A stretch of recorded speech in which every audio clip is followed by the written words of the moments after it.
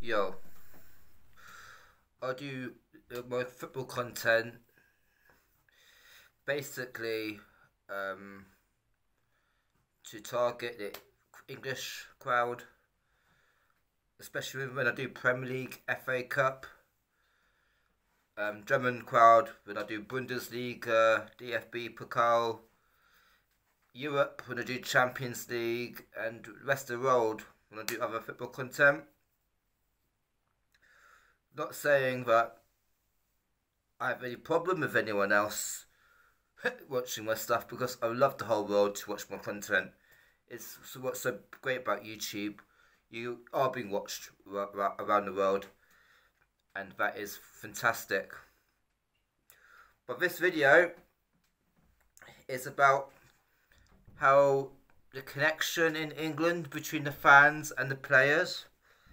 Like, if you go to Norway, Germany, or other parts of Europe, or even Northern Africa, the players and the fans connect at the full time whistle.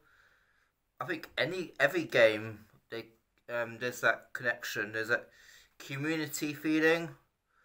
I know in a lot of Europe that the fans own the clubs, so in that sense, there's that connection in itself.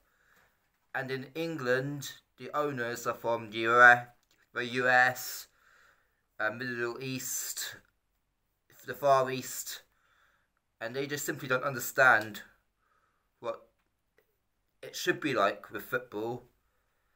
That when people say, "Oh, football players are overpaid and really arrogant and everything," it does come across like that. However, how players don't have that connection with the fans.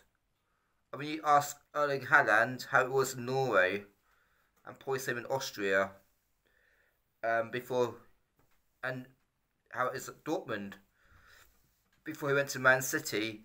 You ask these players who had this before when they come to England, and you ask them why don't they ask why does this not happen in England? Because it should be such a big part of football. It should be such a big part of yeah. It's all well footballers going to see a kid in hospital who's got an unfortunate very bad illness or something. That's fantastic that footballers do that. Of course it is, but you think that's just human, logical, common sense. But that you don't have that same kind of like they don't really um connect to the fans. Otherwise, they ignore the fans. They don't see them in the same way as you would in other countries. So yeah, I know that when England got to the finals of the Euros, the men's, there was that a lot, and also the Lionesses.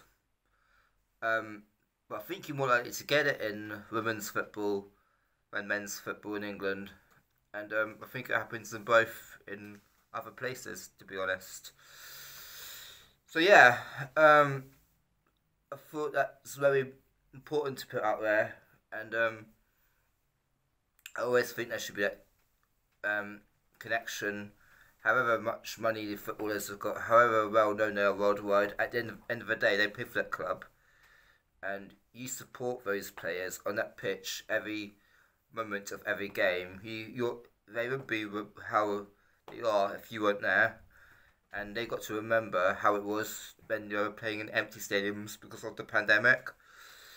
So yeah, I think that's also something, and it's massive that they give back to the fans for going to every game and spending, especially in England, of how expensive going to matches are, and it's just yeah, it's just good to give back in that way. And like I was thinking actually about Wembley for the FA Cup final. Despite the cost of living and everyone struggling to get by, they're still going to charge someone 140 quid for a ticket to the FA Cup final, which to me is sick. They should not be playing the FA Cup final in a smaller stadium. They should play it at Wembley, but they should. I'm sure they understand and realise, but they don't care that you should be charging someone with the situation this country's in. Should be 40 quid for a ticket, 140. So yeah, that does not rub with me at all. But anyway, I'm off now. Thanks for watching. I'm out. Bye.